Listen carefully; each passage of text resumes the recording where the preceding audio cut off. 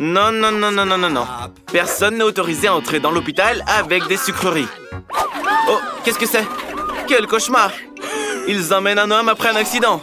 Il faut l'emmener au bloc opératoire. Nancy, regarde qui est là. Oui, c'est ton frère. Ne t'inquiète pas, il va bien. C'est juste un prank. Les gars viennent de t'apporter des sucreries. Alors, t'es heureuse, la gourmande? Regarde ça, il y a tout ce que tu veux. Allez-y, les gars. Le frère a apporté tellement de sucreries qu'il y en a pour tout le monde. On pourrait nourrir tout l'hôpital. Ted, t'es le meilleur des frères. Quelle belle journée! Sauf qu'on ne peut pas avoir de bonbons à l'hôpital. Il faut lire le règlement plus attentivement. Ted, ils vont prendre tes chips aussi. Mais Ted a une idée. Personne ne laissera entrer Ted avec des chips. Mais ils laisseront entrer un infirmier avec des chips dans sa poche. L'uniforme te va bien. Bonjour, c'est un nouvel infirmier. Vous ne vous souvenez pas de lui? Vous étiez à l'université ensemble. Il est là pour vous remplacer. Reposez-vous. Et voilà un nouveau client. Vous ne voyez pas le panneau? Pas de bonbons. Rendez-les. C'est bien, Ted. Bonne décision. Maintenant, tu as une boîte de bonbons entière. Il faut les apporter à Anne avant que quelqu'un ne les voie. Hé, Anne! Regarde ce que ton frère t'a apporté. Une boîte entière de bonbons. Il l'a prise à la réception. Il y a même tes chips préférés. Oups. Ted, tu es foutu. Sors d'ici tout de suite. Où est-ce que tu vas cacher ta boîte de bonbons? Mais oui, la nouvelle patiente. Cette fille a besoin d'une attention immédiate. Sortons-la vite. L'infirmière a mal à la tête. Il faut expliquer à tout le monde que les bonbons sont interdits dans la chambre.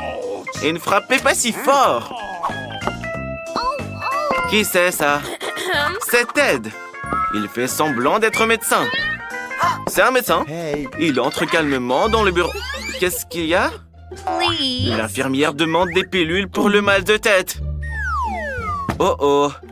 Ted n'a pas de pilules dans sa valise. Il a que des bonbons. Il a décidé de lui donner des bonbons Skittles. Peut-être que son plan fonctionnera? Non. L'infirmière a compris que c'était un bonbon et pas une pilule. Très bien, Ted. Je pense que ta valise va être confisquée. Cours! Prends ta valise avec toi! Waouh!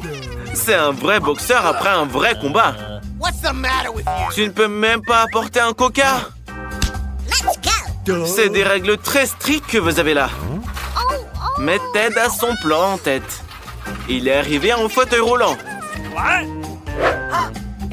Bravo! L'infirmière l'a laissé passer. Mais la traînée de Skittles l'a trahi. Quelqu'un va avoir chaud là. Ted, t'es grillé. Est-ce qu'elle va vraiment confisquer toutes tes affaires maintenant? Pars d'ici! Oh oh! Un rétablissement miraculeux! Cours, Ted! Quelle infirmière méchante! Oh, Anne! Tu es sortie de l'hôpital! Oh, c'est bien! Fais attention avec ton vélo! C'est pas un jouet! Oh oh! T'es vivante? T'es encore malade? Allez, on va te emmener dans ta chambre. Et n'oublie pas de dire au médecin d'interdire les vélos. La pauvre. Et qui est là pour nous voir? Un vrai sultan? C'est Ted qui se fait passer pour un sultan. Waouh! Et il a appris à faire des tours de magie. Il a trompé l'infirmière et est entré sans être inspecté. Bien joué, Ted. Les filles, regardez qui est là. Le sultan a quelque chose pour vous. Ted a caché les bonbons sous son turban. Maintenant, on peut manger et s'amuser comme il faut. Yummy. Et voilà. Encore cette infirmière avec les bonbons. Oh, c'est affreux. Est-ce qu'on devra rester dans l'hôpital sans nos Skittles préférés? Mais Ted a encore une idée. C'est très simple. Tout ce qu'il nous faut, c'est un paquet de Pringles vide et un bras factice. On assemble tout, ajoute des bandages et met des bonbons à l'intérieur. C'est génial! C'est Ted qui a eu l'idée. Il ne reste plus qu'à réussir à passer à côté de cette horrible infirmière. Quoi? C'est juste un homme avec un bras cassé. Qu'est-ce que vous faites? Ça fait vraiment mal. Faites-le passer tout de suite voir le médecin. Entre, Ted, elle n'a rien remarqué. Hé, Anne, ton petit frère s'est cassé le bras en faisant du roller. Aie pitié de lui un peu. C'est un prank. Regarde. Oh, Ted, je crois que tu en as trop fait. Anne, c'est pas une vraie main.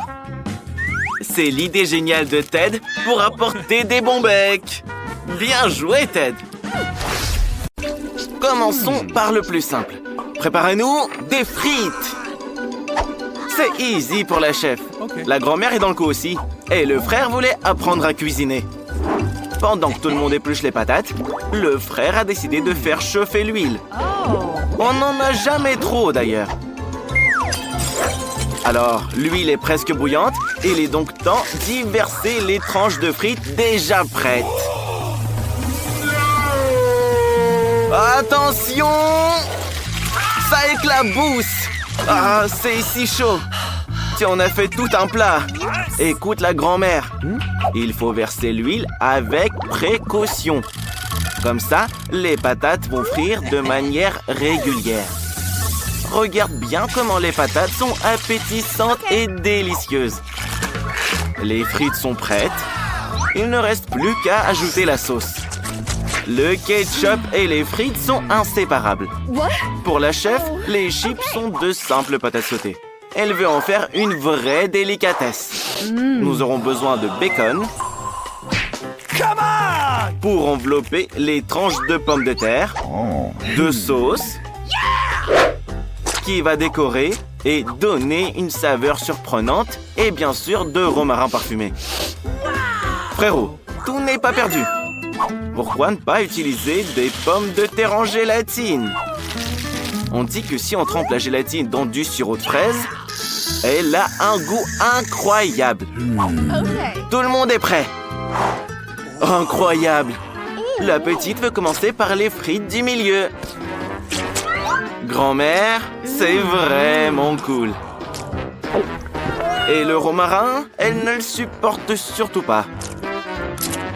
Je suis désolé, chef, mais elle n'a pas aimé votre plat. Mais l'idée des frites à la gélatine a été saluée par la petite. Frérot, t'es un bon, c'est délicieux. Qui a gagné? La grand-mère! Elle l'a fait toute seule. Cette fois, la tâche est plus complexe. Vous devez préparer des sushis. Grand-mère, tu sais ce que c'est les sushis? Pas grave, tu as juste à copier sur la chef et tout se passera bien. Pour le frère, les sushis ordinaires, c'est l'ennui. Des sushis faits de différentes sucreries, c'est autre chose. Et à la place du fromage, il y aura de la délicieuse crème chantilly à l'intérieur. Des yeux en gélatine et bien sûr, des ours en gélatine. Et évidemment, il ne faut pas oublier le sirop de chocolat à la place de la sauce. C'est une idée intéressante. Grand-mère aura aussi très bientôt ses sushis prêts. L'essentiel est de suivre attentivement la chef. Rien de compliqué. La chef s'offusque quand on lui dit qu'il n'y a rien de compliqué dans la réalisation de ses chefs-d'œuvre. Pour l'instant, c'est simple. Des feuilles de nori, du riz et du fromage frais. T'as tout compris, grand-mère? Oui, ce que tu fais là, c'est pas très joli. Et ça, c'est un avocat. Grand-mère, t'as déjà vu un vrai avocat? Maintenant, on va tout emballer joliment. Grand-mère, je dis joliment. Les sushis de la chef sont presque prêts. Mais la grand-mère a fait un truc qui n'y ressemble pas vraiment. Il est temps d'envelopper les sushis de saumon. L'essentiel est d'y mettre beaucoup de poisson, de le couper en tranches épaisses. Et pour couper les sushis, il faut un couteau bien aiguisé. Et n'oubliez surtout pas la sauce soja. La grand-mère a entendu un mot familier, le poisson. Bah ça, tu peux le couper le poisson, grand-mère. C'est fait. J'espère que la petite va aimer ton plat, quitte à ce qu'il soit moche. Celui de la chef a l'air beaucoup plus attirant. Grand-mère, tu vas quand même pas mettre cette horreur devant ta petite fille, hein? Mais oui, pourquoi ne pas faire des sushis avec un concombre? C'est bon et très sain. Il faut enlever le centre du concombre. Chef, ne t'inquiète pas. Tant qu'il ne reste rien à l'intérieur. Et mets-y plus de riz. Ouais. T'aimes bien, petit-fils?